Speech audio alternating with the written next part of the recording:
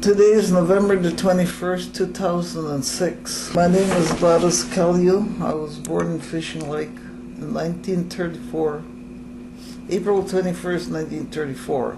My father is John McGillis, and my mother was Pearl Sangrey. There's four of us. I had a sister and two brothers. Did you name them? We were all born in Fishing Lake: Howard, Leonard, and Olive.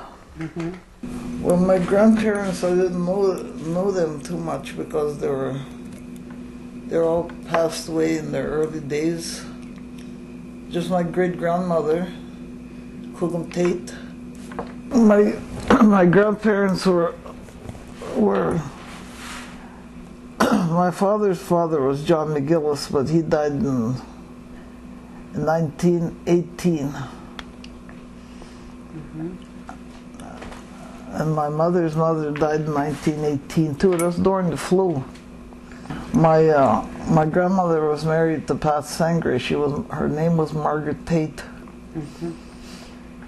And she was the sister of Mary Prano. Mm-hmm. Could you tell us about how when your relatives came here to the settlement?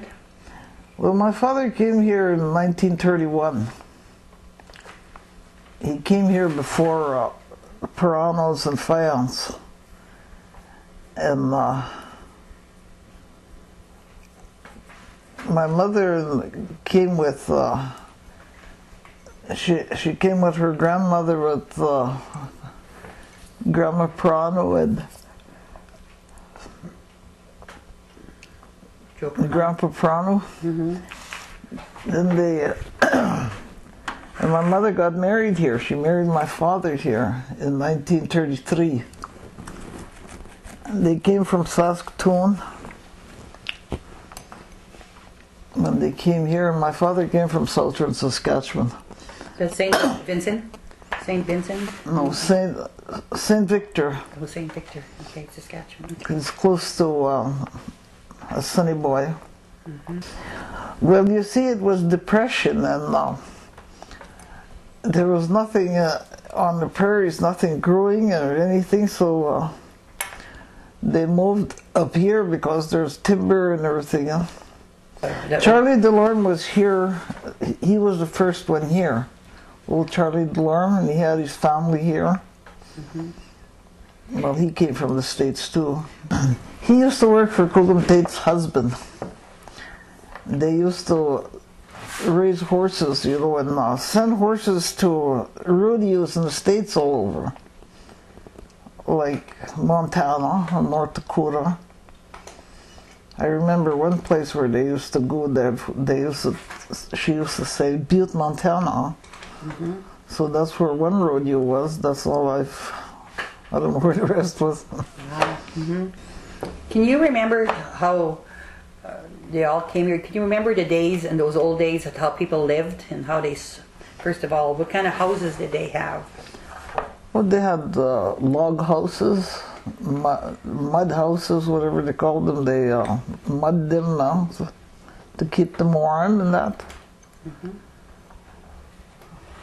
And the food, how did they get food?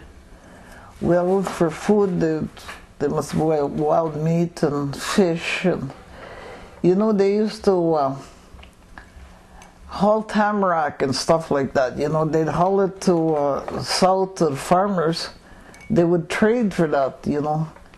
They'd trade the post for, say, a pig or cows or something, you know, something they butcher, and that's how they got their other meat, and besides wild meat. Mm-hmm.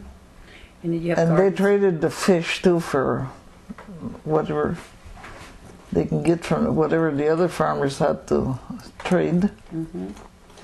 How about your clothes? What kind of clothes did you guys have? Well, everybody made their own clothes. My Aunt Victoria Faya, she was a seamstress. Mm-hmm. And she made all her kids' clothes, and everybody else's, whoever got her to make clothes for us. She made your wedding dress too, eh? Oh yeah, she made my wedding dress. Mm-hmm. What kind of education do you have, and what kind, like, how was education here? Oh, there was not very much education. I never went to school hardly, maybe a few years. Well, yeah, they all, everybody had to work together and build a church and school, so they could get a priest to come in now. Because otherwise, when they had to, you had to go to Onion Lake or Clearwater Lake to, you know, to get married or to get the children baptized. So they built their own church. So you get a priest here and a school for a teacher. Oh, the social life was... Jigging? How about the fiddle? Oh yeah, the dances, you know. Well, most of the people knew how to play, you know, those days. Violin and, you know, guitar and all this, you know. They sing. And accordion. My mother used to play accordion. And you had your own music. You didn't have to hire anybody to play, yeah. And pie shushels, basket shushels, to raise a little bit of money for Christmas for the children, you know. Yes, and then I married Tom Calliou. And I had a big family. And he was, he raised cattle for a living, and I had big gardens in the summer, and we picked berries, canned. I did a lot of canning. So that's how we lived then, but then that's the 50s, 60s. So there was no power in those days or anything, yeah? No, we never had no power. I don't even remember when the power came in. It must have been in the 60s. In the early 60s, I think, yeah. Oh, yeah. Well, you know, we did, you know, those days you didn't think it was a hard living because you didn't know any difference, huh? You just did what you had to do. To survive, yeah. Yeah, to survive, whatever, you know.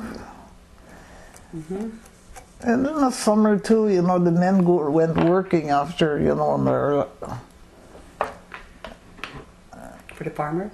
For the farmers and wherever they can work. In the summer we had rodeos. Everybody had their babies at home. Well, when we were born, it was Grandma Perano and Grandma Tate that, you know, they were all the midwives, all of them. Most people worked together, like building, building. Well, even helping each other build, Yeah. You know, these drushies, they were always, you know, they all worked together. You know, Father Levere, I don't know if you remember this, anybody remember? He used to take those pictures, you know. He had all those pictures, you know, when they were hauling timber from the bush. There was masons and drushies and Delormes and Peranos and McGillis and Fayance, yeah. Well, Uncle Pete Fayance, he was always a leader. Yeah. There was a lot of game those days, though. I remember Grandpa Perano used to have a lot of rats and everything, and he showed me how to skin. I helped him. I used to help him. He said it's 1 minute for every rat. But I had a hard time trying to keep up. It only takes 1 minute to skin a rat, he used to say. Wow. Him and Uncle Oliver, they just...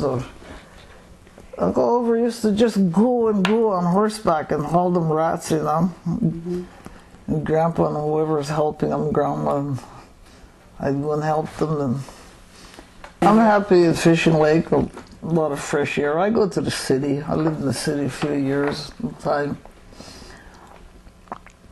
But I like to be home for fresh air. Yeah, free. It's a good place to live, yes. And if you want to go, you go to the drop-in center anytime you want, and it's open every day. And most of my family is here, and can't leave too long. I get lonesome. Yeah.